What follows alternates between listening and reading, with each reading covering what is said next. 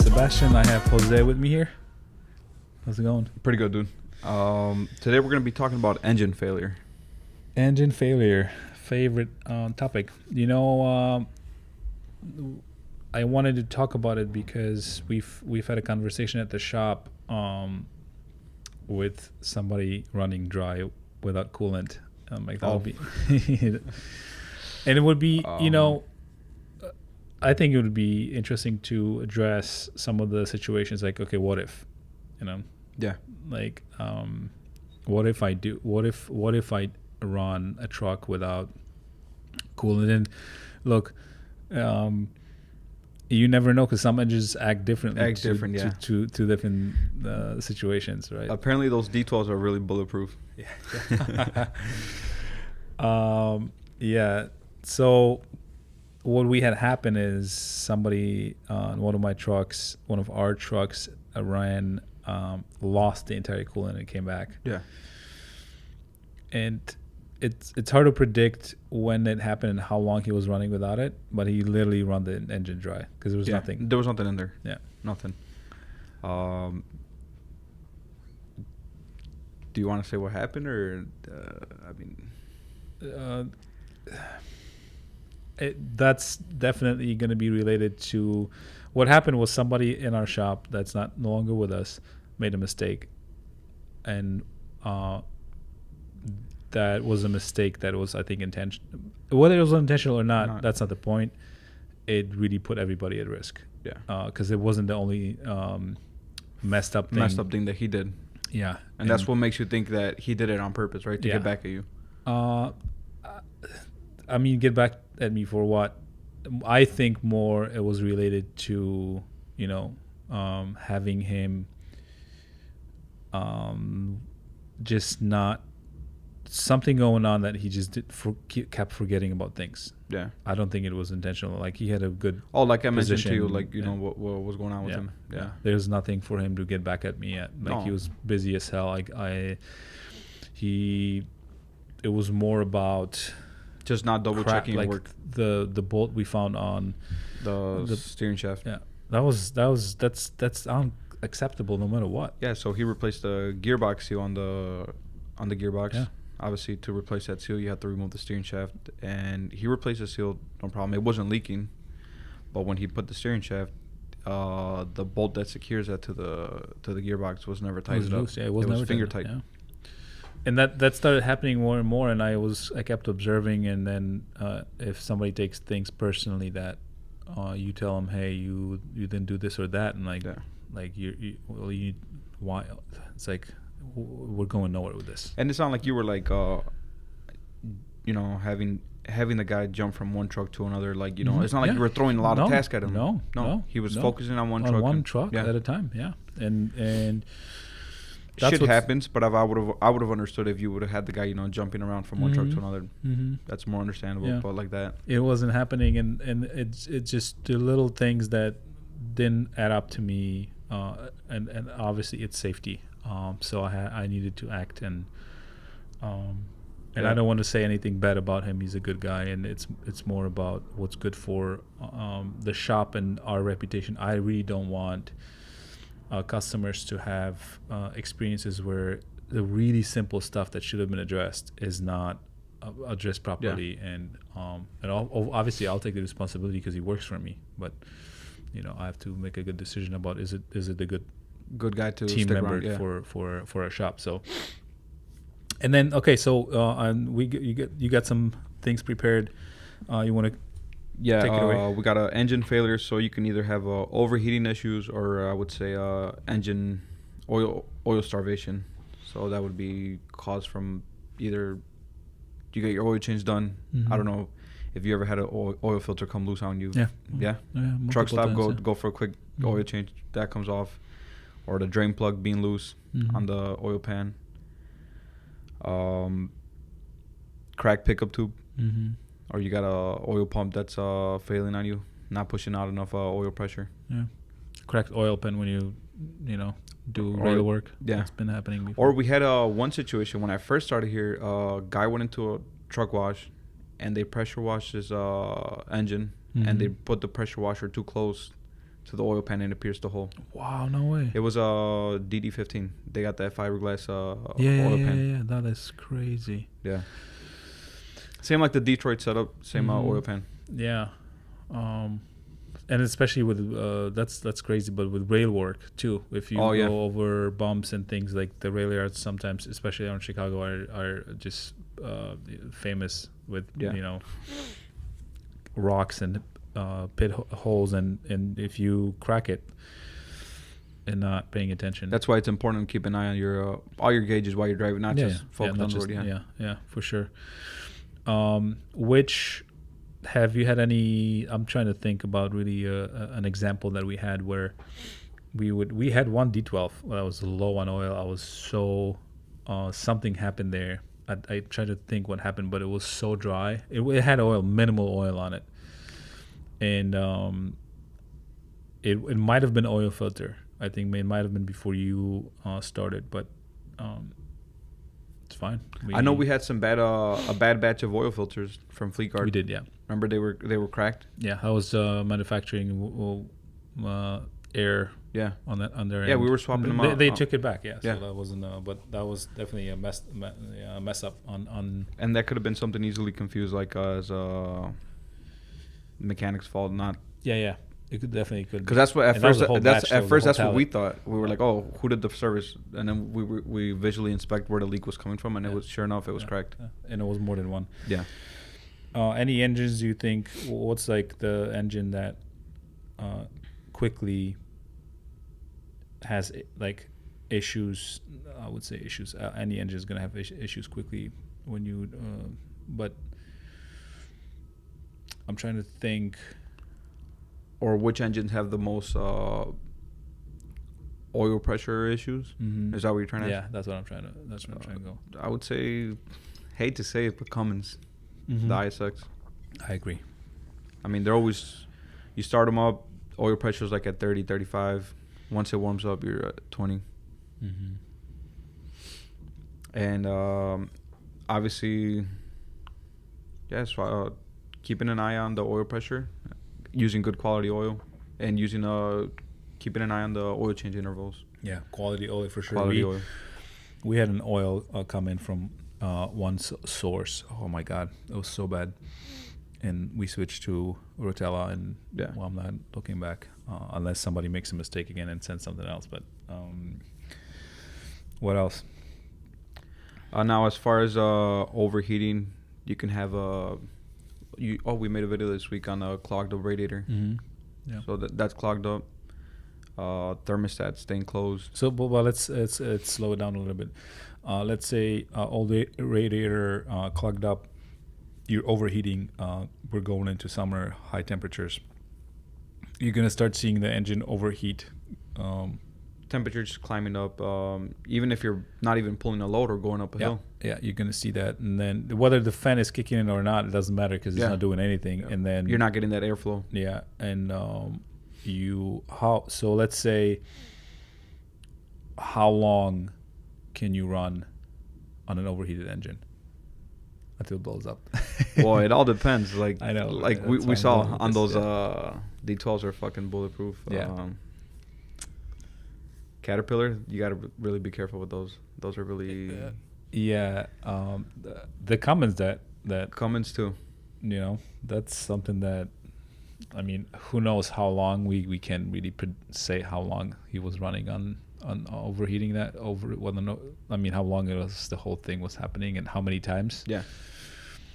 But... Yeah. Some engines are more bulletproof than others. And... have you Detroit's? From what I've seen, they can handle a couple. Pretty bulletproof. Yeah. I love Detroit's, man. Those 12.7, even the 14-liter, but the 12.7 is what I like about them is you can really get them up in fuel mileage. Yeah, which is nice. That means they're just very efficient engines. Because try a Cat 3406, try to get it up in mileage. It's hard. Or Acert. Yeah, I mean it's hard, but it's doable. It's gonna take some discipline time. Discipline and time. Yeah, easy on the throttle it's too. It's easier on Detroit. Do you have any overheating stories about D13? D13, no. So I would assume that they're as bulletproof as D12s, but who knows? No, I haven't seen any. Yeah, oh, you haven't. I mean, also what causes a water pump failure, Mm-hmm. but no on the D13s. No. None that I can remember right now, or that I've came across. No. Mm-hmm. Yeah. I don't know any either, but okay. So the radiator addressed it, especially for going into summer hot season. I would say stop by the shop, blow it out. Blow it out, yeah. Also, guys doing all the rail work or dump work. Those are the guys that clog up the radiators the most. Yeah, the one we shot at the shop was like, wow, this thing was literally, you look just a layer of thick dust and but that's rail. That truck's been on the rails for a long time. So, and internally the radiator, no clogs, nothing. Coolant came out fine. Mm-hmm. Leakage, obviously, last week I had a pretty significant, not significant, but a case where he had a significant leak, and we got him back by just by water. Yeah, he wasn't that far, but let's talk about that for a little bit. When let's say you're gonna dump your coolant, let's talk about that scenario, right? Because it's about overheating and keeping the engine healthy. Can you put 100% water in it? No, you can't. I mean, emergency cases, sure, but like a long life, no. Not a long life. So like let's make it very clear. Not a long life. I mean to get back to the shop. Oh, definitely. Yeah, because definitely. I'm not saying just keep it there, obviously, but. Yeah, it's definitely. I'm leaking somewhere. I don't want to spend a lot of money on. Yeah, because coolant. A gallon coolant at the truck stop's like what, $15-$18. Yeah. Yeah. Then you're gonna have to, depending on the capacity, you're gonna have to buy a few of them. Yeah. Not more. If you're gonna dump everything, then down the road you're gonna be leaking some. Yeah. So we've definitely done that in the past, and we just got a driver back this week, and he got home fine. You haven't looked at it yet. I have to bring it over. Yeah, that's what I never. No, I wasn't aware of it. Yeah, you haven't looked at it. I got him back yesterday or day before.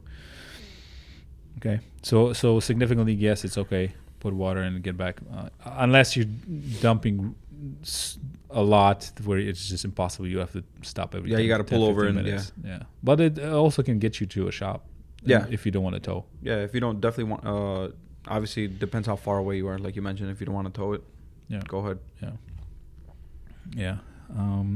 What else? Also like can cause like engine failures when you're doing an overhaul or a head gasket replacement. Mm-hmm. Like we mentioned before, always keep the oil ports blocked off so you prevent any debris going in there. Mm-hmm. Yeah. To prevent any bearing damage.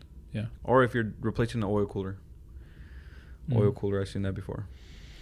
Yeah, with the head, it's a little bit more complicated because you would have to do that work, and then hopefully the shop that's doing the work knows that, and Well, I mean, if you're replacing the head, okay, say we get like you're saying as in.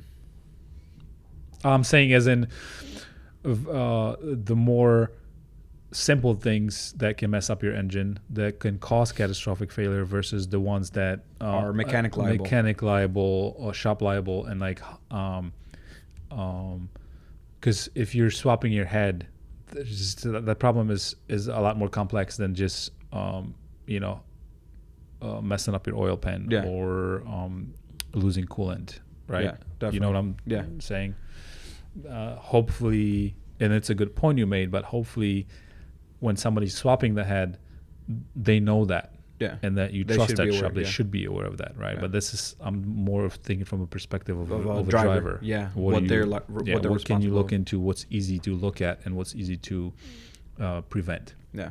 That's why it's important to check your levels on your pre-trip. Yeah, pre-trip, yeah. That's a notorious experience out on my end, I would tell you. Is drivers just not doing it. And being lazy. Being lazy, just not caring, not caring and not knowing how to open up a hood. That's one thing, and what they're looking at, Yeah. right? But that's why we're here. What else do you have? So overheating, I had the thermostat failure, or you can have a fan belt. That's a Fan simple belt failure. comments. Yeah. Water pump failure.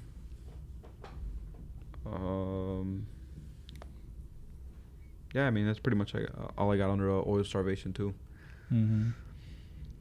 Yeah. Any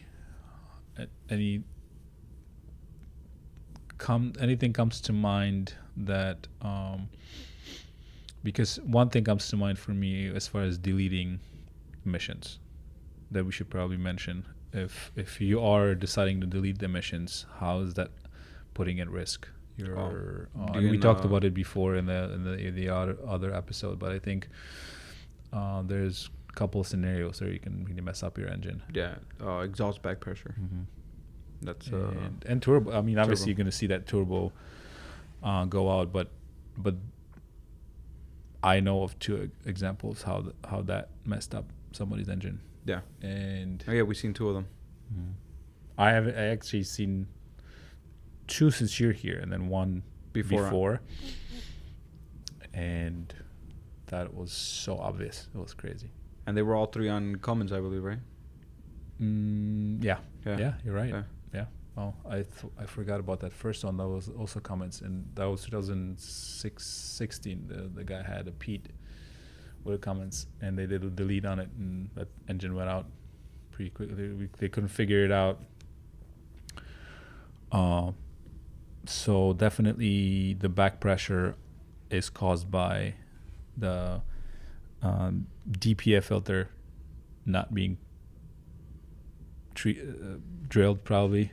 The way they do it is they drill the DPF filter through. Yeah, there are many different ways. They drill the DPF, but the thing is, the SCR. Yeah, that's where it comes down to. Mm-hmm. Yeah.